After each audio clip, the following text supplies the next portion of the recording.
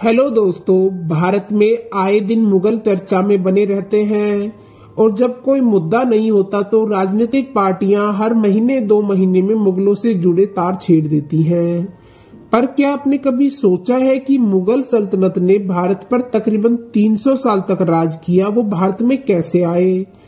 आखिर किसने रखी थी भारत में मुगल शासन की नींव? कौन था वो जिसके वंश ने भारत में इतने सालों तक राज किया? चलिए दोस्तों, जानते हैं सब सवालों के जवाब हमारे आज के इस वीडियो में। पर वीडियो शुरू होने से पहले अगर आप इस चैनल पर नए हैं या आपने अभी तक इस चैनल को सब्सक्राइब नहीं किया है तो चैनल को सब्सक्राइब करना, बेल आइकन को दबाना ना भूलें ताकि हमारा चैनल की कोई भी वीडियो आपसे मिस ना हो। दोस्तों, हम आपको बता देते हैं मुगल सल्तनत की नींव भारत में जहीरुद्दीन मोहम्मद उर्फ बाबर ने रखी थी। बाबर का जन्म घाटी पर 14 फरवरी 1483 को हुआ था। बाबर के पिता का नाम उमर शेख मिर्जा था। बाबर जब 12 साल का था तो बाबर के पिता की मृत्यु हो गई थी। बाबर ने अपने पिता की मृत्यु के बाद उनका पूरा काम संभाला था। बाबर एक बहुत ही काबिल शासक था।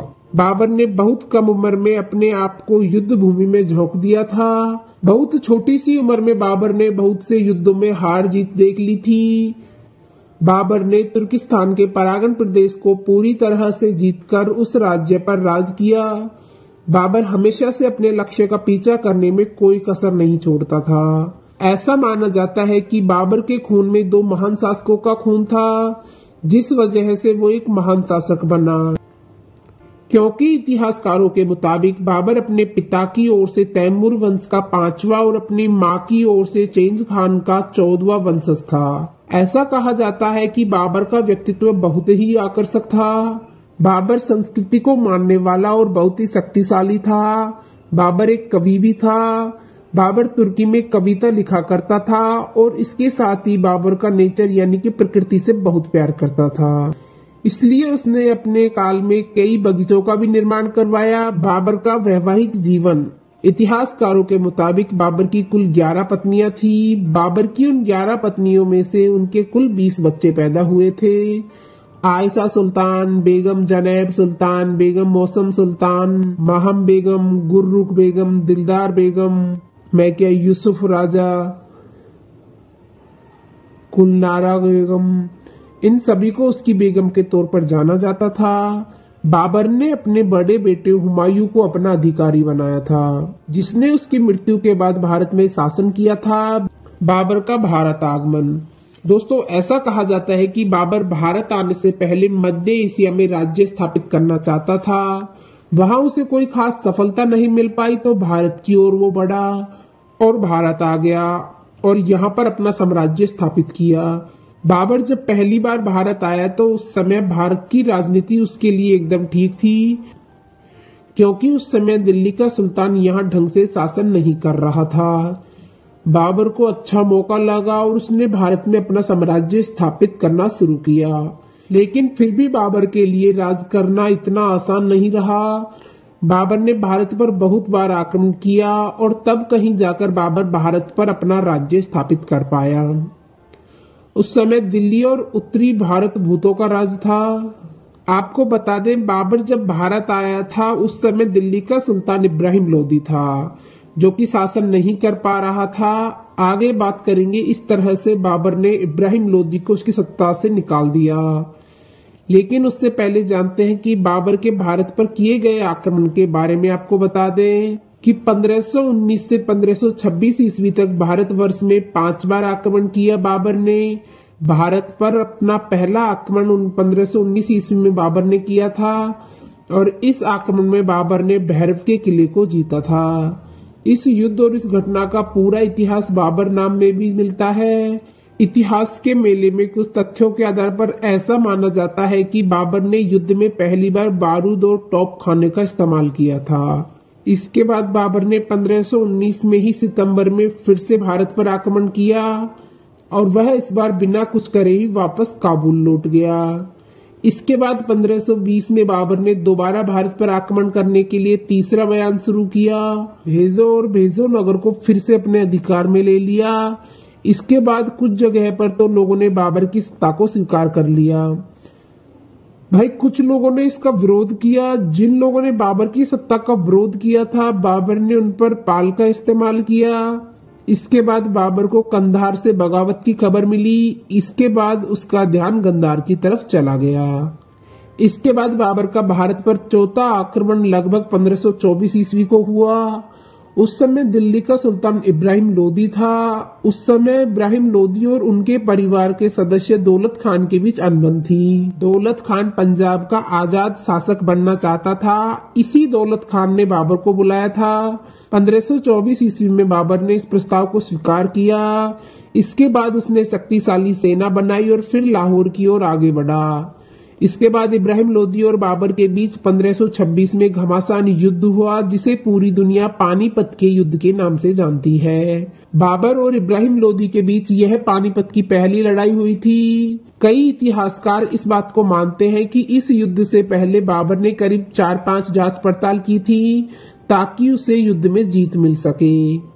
कुछ इतिहासकार मानते हैं कि इस युद्ध के साथ मेवाड़ के राजा राणा संग्राम सिंह भी ये चाहते थे कि बाबर इब्राहिम लोदी से युद्ध करे और इस युद्ध में जीत जाए, क्योंकि इब्राहिम लोदी और राणा सांगा आपस में दुश्मन थे। ऐसा कहा जाता है कि मेवाड़ के राजा राणा सांगा ने भी अफगान से बाबर को भारत आकर इब्राहिम लोदी से युद्ध करने के लिए कहा था, क्योंकि मेवाड़ के राणा सांगा और इब्राहिम लोदी के बीच इन दिनों मालवा को लेकर लड़ाई चल रही थी। इस युद्ध में बाबर की जीत हुई। बाबर की सेना ने इब्राहिम के 1 लाख से ज्यादा सैनिकों को हराया। इस प्रकार पानीपत की पहली लड़ाई ने भारत में इब्राहिम लोदी द्वारा स्थापित लोदी वंश को खत्म कर दिया था। पानीपत के युद्ध के बाद बाबर ने अपनी जीत की खुशी में पानीपत मस्जिद का निर्माण करवाया था। भारत के हिंदू राजा को लगता था कि बाबर पानीपत का युद्ध जीतकर भारत से चला जाएगा, पर ऐसा नहीं हुआ। बाबर ने उसके बाद भारत में ही अपने साम्राज्य की नींव रखने की सोची और यहीं रह गया। बाबर के भारत में बस जाने पर बाबर ने राणा सांगा गोविंद के लिए चुनौती दे दी। ऐसा कहा जाता है कि बात राणा सांगा के लिए बहुत ही ताज्जुब भरी रही, क्योंकि जिस बाबर को राणा सांगा ने इब्राहिम लोदी युद्ध लड़ने के लिए बुलाया था, अब उसी ने उन्हें भी युद्ध के लिए चुनौती दे दी थी। इसके बाद 16 मार्च 1527 दोनों के बीच खानवा का युद्ध लड़ा गया। आपको बता दें कि खानवा वर्तमान में राजस्थान के भरतपुर के पास मौजूद है। इस युद्ध में राणा सांगा की हार हुई थी। आपको बता दें कि खानवा के युद्ध के बाद साल 1528 में मुगल शासक बाबर ने बाबरी मस्जिद का निर्माण करवाया था। पानीपत के और खानवा के युद्ध के बाद भी बाबर की मुश्किलें आसान नहीं हुई थी। बाबर को यहाँ भारत में रहना और राज करना बंगाल और बिहार के शासकों को पसंद नहीं था। बाबर के समय में बंगाल और बिहार में अफगानिस्तानी राज करते थे, जो बाबर को देश से भगाना चाहते थे। इन सब बातों की वजह से 1529 ईस्वी को बंगाल एवं बिहार की संयुक्त हुई और बाबर के बीच में युद्ध हुआ। घाघरा का युद्ध उत्तर प्रदेश के गोरखपुर के पास घाघरा नदी के तट पर लड़ा गया था। इस युद्ध में एक बार फिर बाबर की जीत हुई। इस युद्ध के बाद बाबर ने भारत के राज्यों को लूटना शुरू कर दिया। ऐसा कहा जाता है जबरदस्ती लोगों का धर्म परिवर्तन कराया, मंदिरों को लूटा। लोगों पर अत्याचार के बाद बाबर बहुत ही बेफिक्र हो गया था और उस दौरान बहुत ही ज्यादा नशा शुरू कर दिया था। इस वजह से उसकी तबीयत बिगड़ गई और 26 दिसंबर 1530 को बाबर के आगरा में मृत्यु हो गई। कुछ दिनों के लिए बाबर की मौत का रहस्य सबसे छुपाया गया और बाबर की मौत के 4 दिन बाद यानी कि 30 दिसंबर 1530 को बाबर के बेटे हुमायूं का राज्याभिषेक कराया गया। आपको बता दें कि बाबर एक महान योद्धा था। में बाबर एक कवि और लेखक भी था। बाबर ने अपनी आत्मकथा यानी कि ऑटोबायोग्राफी में लिखी है और ऑटोबायोग्राफी दशा के बारे में उल्लेख किया था। बाबर ने साथ में कथा भी हिंदुस्तान में देखी, हर चीज के बारे में लिखा था। उसने हिंदू देवी देवताओं के बाद पवित्र धार्मिक स्थलों के बारे में भी लिखा। बाबर ने अपनी आत्मकथा में अपने चरित्र को बहुत अलग तरीके से पेश किया था, जिसे पढ़ने के बाद बहुत से लोग सोचने को मजबूर हो जाते हैं कि बाबर आखिर कैसा शासक था। तो दोस्तों, ये थी बाबर की दास्तां कि किस तरह से बाबर ने भारत पर आक्रमण किया और भारत पर अपना राज कायम भी किया। आपको इस वीडियो को लेकर क्या राय है दोस्तों, हमें हमारे कमेंट सेक्शन में जरूर बताना। और दोस्तों, आज के इस वीडियो में इतना उम्मीद है कि आपको आज की इस वीडियो से काफी कुछ सीखने को मिला होगा। और आपको वीडियो पसंद आई हो तो प्लीज लाइक शेयर सब्सक्राइब जरूर करना। और अगर आपने इस चैनल को अभी तक सब्सक्राइब नहीं किया तो प्लीज सब्सक्राइब कर लेना। चलो मिलते हैं नेक्स्ट वीडियो में, जब तक के लिए अपना ख्याल रखना।